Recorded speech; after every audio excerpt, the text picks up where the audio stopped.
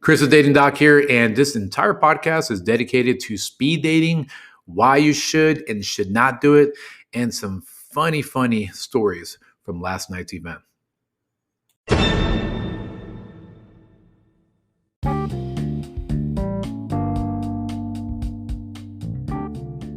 What's going on, guys? This is an entire podcast episode dedicated to speed dating. And why am I doing this? First off, I went to speed dating last night. And on top of that, I used to host speed dating events. So it'll be an interesting episode. So what's going on in life? So last episode, I went into a life lesson on my dog eating every time that I started a podcast episode, and how that reminded me that sometimes we just need to relax and enjoy the journey, regardless of the fact she's eating over my podcast or making noises over my podcast. So today's random life lesson was while I was cooking breakfast egg and cheese tacos, and in my weird meditative state of cooking scrambled eggs. When you first put the yolk in the skillet, I used 3 eggs. You can see the yolk converging, and then that's when you can start chopping it up into scrambled eggs. It's really crazy what I was thinking of, but I was thinking of how in life, and when it comes to being out somewhere, you can often see the center of who's the life of the party. But I've noticed that it's not just one person that's the life of the party. It takes about 2 or 3 people to develop. They're kind of the conduit to getting that social electricity going, if you feel what I'm saying. They're the coils. And when I was cooking the eggs, I'm just thinking like, well, I can't really make them tacos until the yolk from the other eggs converge and make my scrambled eggs. And it just reminded me of that, because it all ties into what I'm going to talk about during this podcast about speed dating and social energy and things of that sort. But yeah, that was my random thought about cooking breakfast tacos, and how it takes about 2 or 3 agents to make something happen, right? 2 or 3. It's like, instead of chemical agents, social agents, to get this social reaction going.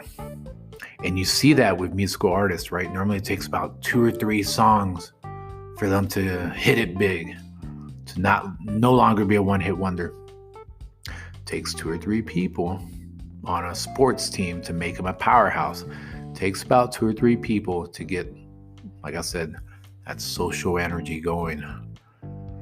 Which reminds me, I probably need more people on my team, right? I got a couple freelancers floating around, but yeah, I probably need my own team scrambled eggs. Anyways, enjoy this episode.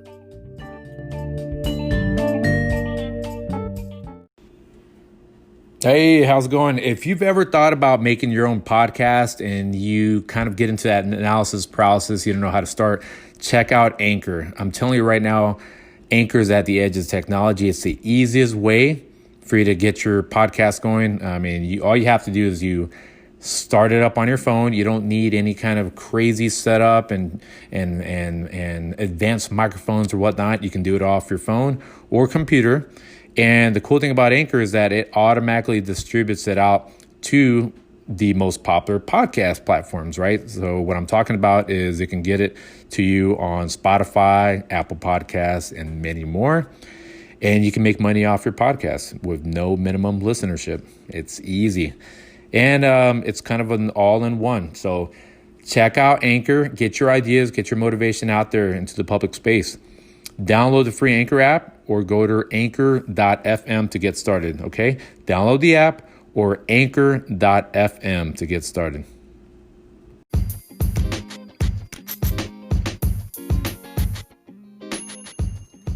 So I went to a speed dating event last night, socially safe, COVID distance type of speed dating event. And it went well. And in some ways it didn't go so well. And I don't mean this just particularly for my own case, because again, in case you haven't been following, I used to host these type of events. I've actually hosted over 500 of these kind of events. We were spread out in 12 cities. And so after a while, you learn what organization looks like. And not only how to like make sure the damn thing is organized, but making sure that people have a good time, which again is that attentive listening, feedback, and just being hands-on. So how do I start? Okay, so I arrived to the place and didn't know where I was going. It was one of those things where I had to look around for some sort of host or some sort of like registration sign up place. So that made it a little bit hard at first. Now, as someone who's pretty self-confident, I'm not too bothered by it. But you can imagine, okay, just imagine you being the person who might be super nervous, right? You may even have doubts about why you're even showing up. And, you want to make sure that when you come in, your nerves are a little bit lessened or relaxed by a host being able to welcome you. So you can at least feel at ease and pretty much slide into the event. So no host to be found, no sort of like, hey, sit over there for now and then we'll get you settled. No. So I grabbed a drink, sat down, and I'm observing. It's really fun to people watch as people come in, because again, I've been on the other side as a host. So it's funny seeing the serious face, which again is a lot of protecting yourself and fight or flee type of expression on their face. So it's interesting to watch. It's rare, very rare, that you're going to have someone that just walks on in, prancing around, smiling, pointing at people, thumbs up, and just social, especially if it's their first time. They come in all kinds of nervous and they sit down, they look down, and you'll see them looking up and sneaking glances every now and then just to see who's part of the event, but they don't want to be seen themselves, but they want to make sure that they find someone attractive. So yeah, that's the first part of it. Finally, a host, or the semblance of a host, shows up, gives us a piece of paper, and we fill it out. Now, it was 3 pages. One page was to fill out. The second page were icebreaker questions, which I think were a little bit too tongue-in-cheek for the crowd. And then the third one is where you write down your matches. So I gotta say, and I paused because I'm imagining how it started. It was already starting to be chaotic. They collect the papers that have your name and your table number and whatnot.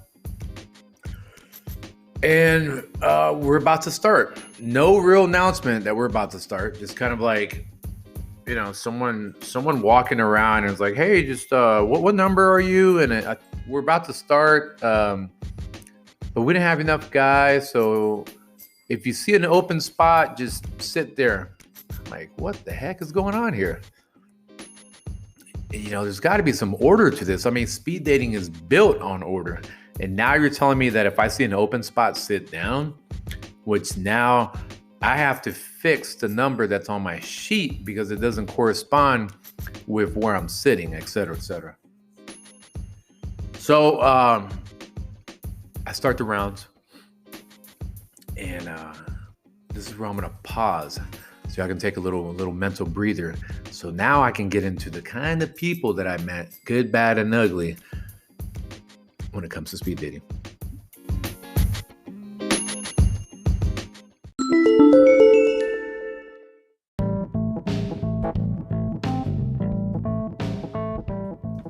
So in continuation of my speed dating story from last night, this is where I go into sitting down. We started the event, and bam. Okay, this is kind of my experience with the people that I met. So first off, the first woman I met, she was an anxious wreck. Okay, and I'm sure she means well. I'm sure she's a beautiful person, family, friend member, all that jazz, but just super anxious. And I noticed some woman, and again, this is because I'm sure some men are like this, but because I'm the one experiencing it, right? Some woman, when they get super anxious, they get super defensive, right? That's where the fight or flee thing turns up to the max. And her style of questions were almost like, I'll be honest, almost accusatory to make sure I was on her standard. So for example, so what do you do for a living? You know, that type of tone instead of, hey, yeah, cool. So so what do you do for a living? How long have you lived here? No, it was, so what do you do for a living?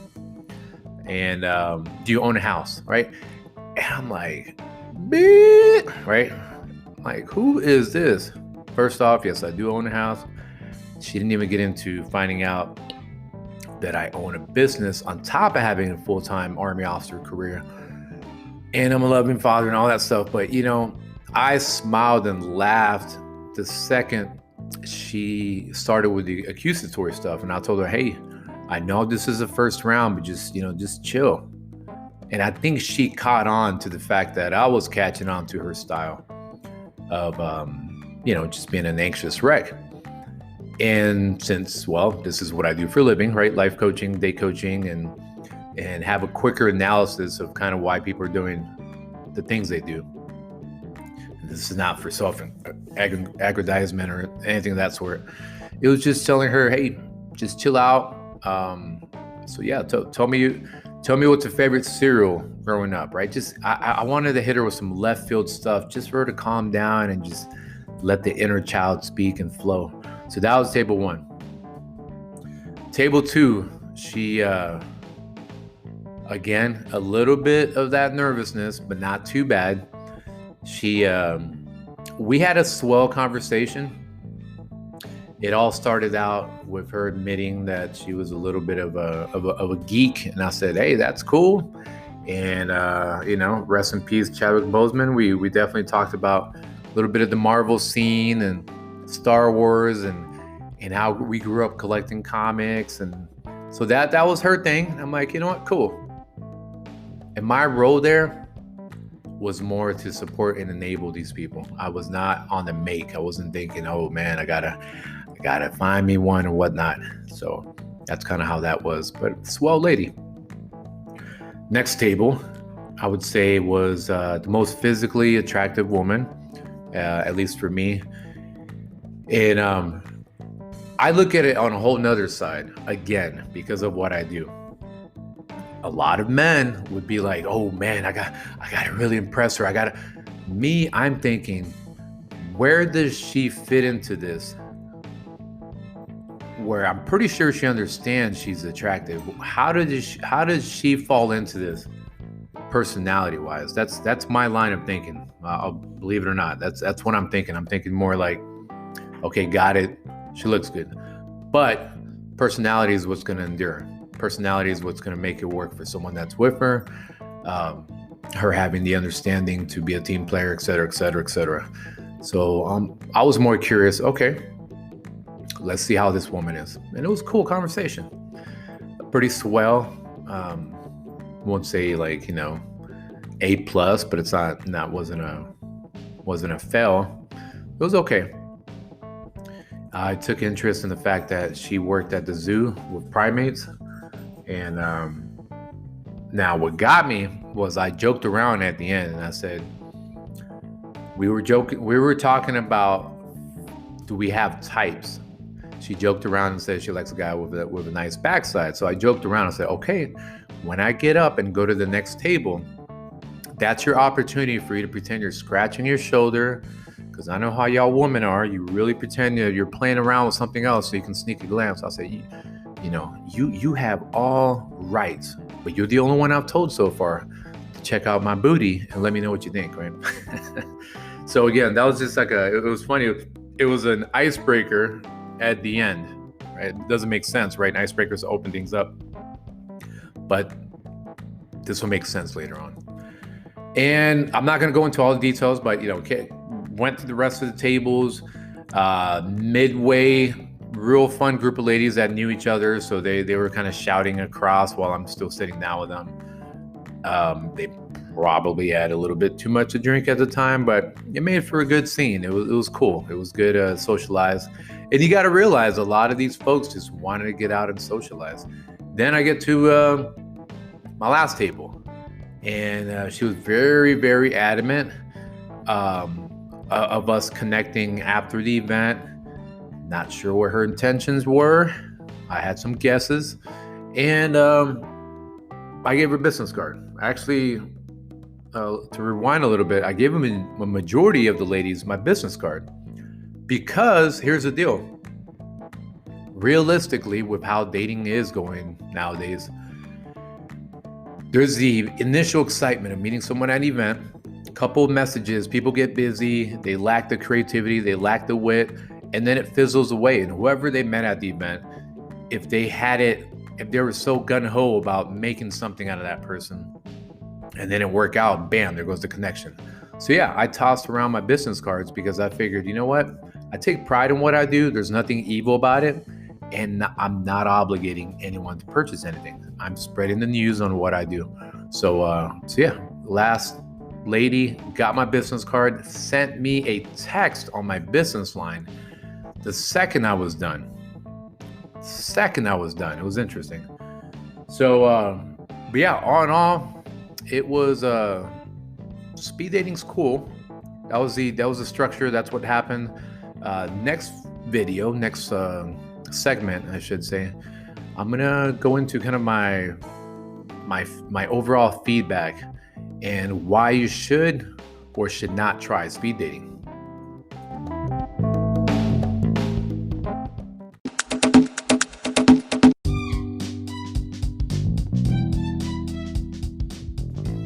So why should you try speed dating or not? So let's start with the bad news, I guess, the negative, what do you want to call it, the do not, because I do truly believe in the other side of it. So the first woman I met, right, the anxious wreck, for her to try to separate herself from the event, because at the beginning she told me I'm here to meet someone. That's what she told me with her accusatory questions and all that. So this is where it gets better. So I'm walking out, one of the participants, right? And one of my friends was still in there, so I had to come back anyway. This woman, the first person that I sat down with, comes running to me. And she says, "Hey, were you just here to, was the only reason you were here to push your event or push your business? Was that the only reason?" And I said, "No, I was here for other reasons." "Okay, I just want to know." And then she just walks back to the little patio area of the bar. Like, what is wrong with this woman? Okay, so walk the participant back to the car, walk back. So I stop her because if you've watched my Instagram lives, you see me on YouTube, you know that I am no holds barred, okay? I'm not this gentle, like, "Oh, okay, well, I guess I'll just marry along and turn the other cheek." No, that's just not how it works, because there's a lot of injustice in this world. And that's like it was a microaggression. Had nothing to do with my race, background, gender, and all that stuff. But it was a microaggression. I was like, okay, I'll see. So I confronted him. Now she's seated with two other ladies that ironically happened to be the two ladies next to her during the speed dating, right? They're all sitting down together. I'm sure my name was brought up, right? For her to have to walk all the way up and ask me that. And anyways, so I said, "Oh, so what's the deal? What, you asked me, if I'm here to push my business. I'm not obligating you to purchase anything. I mean, what's going on?" And then I turned around and asked her, I was like, "What are you doing here?" And she's like, "Oh, this was just a social experiment. I actually hate people," right? It's like, okay, good night to you, right? I just kind of held up my drink and then went back to the other side of the patio where my friend was at.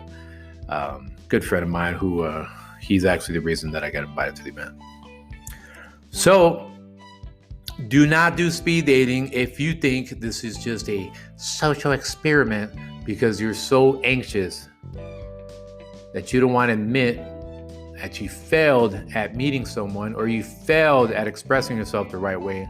So then now you're expressing it in these unhealthy ways, like going up to me, asking me some boo-boo questions I don't need to hear. And then after you done told me that you're here to find someone, you turn it around because again, you failed and you tell me that this was all a social experiment. And I'm gonna be straight up. She was, okay, fitness-wise was not on point, looks-wise was not on point, dressed all jacked up, but then you're gonna come out here and like pretend like we're all the experiment, like it's a social experiment. Meanwhile, I'm the one tossing around the business cards, but I'm making the most out of it, and I'm really trying to make people feel comfortable. So do not come out there with this stank attitude. If you think you're better than the people around you, before you even show up, don't show up to speed dating. If you treat it like a human version of Tinder, you show up, if you're a guy, if you're a woman, whatever, and you show up and you're not the best looking dude, but you're like, oh, there ain't no good looking females for me. They ain't no dimes that I want to talk to. Don't show up. Okay? If that's the kind of attitude you have, do not show up. You're wasting your time and you're wasting other people's time. Okay? Because you haven't dealt with some stuff and you have a perceived credit score about you that is inaccurate, a dating credit score about you that is just, it's not true. Unless you got a PhD, you look like Channing Tatum, you're humble, you like to communicate with people the right way. You're not all that. You are not all that. Okay? Or for a woman, if you come out here and you can call it body shaming, I don't care, whatever. If you have high ego and high cholesterol level, we'll just leave it at that because, people are going to be all crying and stuff. If you got high ego, high cholesterol, and you come out here because you haven't found no cute guys and no good looking man, you better work on yourself first. So bottom line, don't come in here with this obnoxious attitude.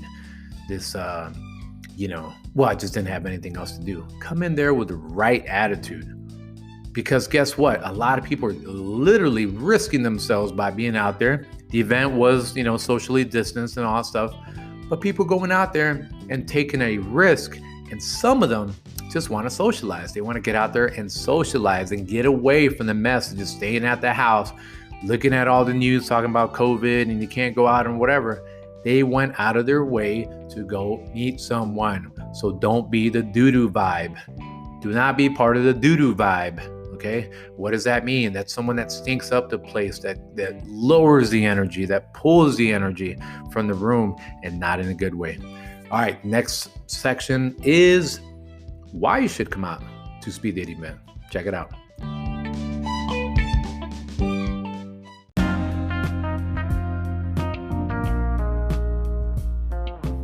All right, so like I said, I'm going to finish up with the good news, right? The positive reasons why you should come out to speed dating. Again, I posted these before. I have met some great, loving people. And I mean loving. It don't matter if they meet someone, if they don't. They're out there to just chill and have a good time. It does not matter if an introvert and an extrovert. They understand going beyond the surface purposes. A lot of these surface purposes is I got to meet someone good and maybe I want to hook up tonight. And if no one meets that, then I'm too good for this event. No, these are people that go beyond that. They love conversation.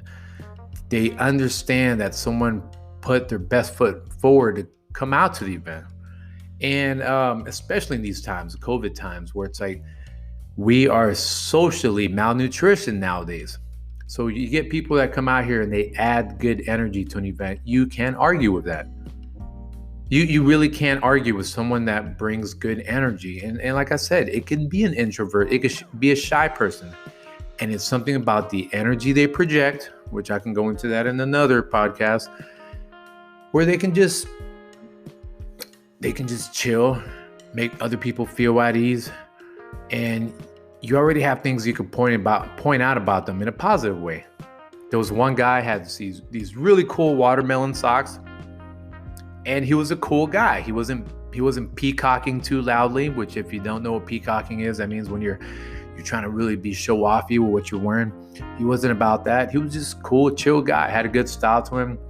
The two ladies that I mentioned that were sitting next to each other and screaming across and whatnot, they were great. They were positive. And, you can tell there was a little bit of that tinge of nervousness when they first started the event. But towards the end, they were really asking people about their lives and what do you do and things of that sort. And it wasn't in an intrusive way. It wasn't a accusatory, get on my level kind of way. It was just chill and loving. And that kind of energy you can't argue with. Okay? So that is the reason to go to speed dating, because here's the thing. What's different about speed dating compared to going out to a bar or whatnot is that while the fun part about a bar, restaurant, or live concert, wherever, is that in that chaos, magic can happen, right? You can bump into someone that you're attracted to and you start talking to. But nowadays, with people staring at their phones, there's less percentage, less likely, less probability that that'll happen because everyone's staring at their phones. The good thing about speed dating is that it builds a little bit of that structure for people to engage. It funnels that interaction, right? So you have to interact with someone. And that's not a bad thing. It's not a bad thing at all, because, more likely the same people that like old girl that I mentioned in this last section, she may not even talk to anyone at a bar or restaurant for whatever reason, but maybe she was able to learn a little bit about herself, even though I may be even presumptuous with assuming about her personality. Maybe she's the type that after 2 hours she finally chills out and is not so accusatory and to be honest, semi-gossipy. Because if you're gonna run up and anyways. So my point being is that speed dating is cool because it forces that interaction. Now, a lot of onlookers, they will laugh, they'll kind of poke fun at the crowd, the participants. If you want to show up to speed dating event, don't worry about them. Most of the time, these are nervous and curious laughs. Okay, these are not laughs of like just completely just trying to put you down and whatever. They know it's great people watching. Okay, speed dating, it's a fact. It's great people watching. You can observe people. You can see how they act. You can look at facial expressions from a distance. Okay, so yeah, onlookers that are not participating, they're really interested in the event. Okay, they don't have the courage. That's why some of them laugh, because they do want to do it. So their only excuse is to feel like they're above the event. But dude, speed dating, it's cool, it's fun. And at a minimum, which I've done in the past, it's a great way for some of my clients to practice their social and communication skills. And that's the biggest thing that I want you to take away from all of this.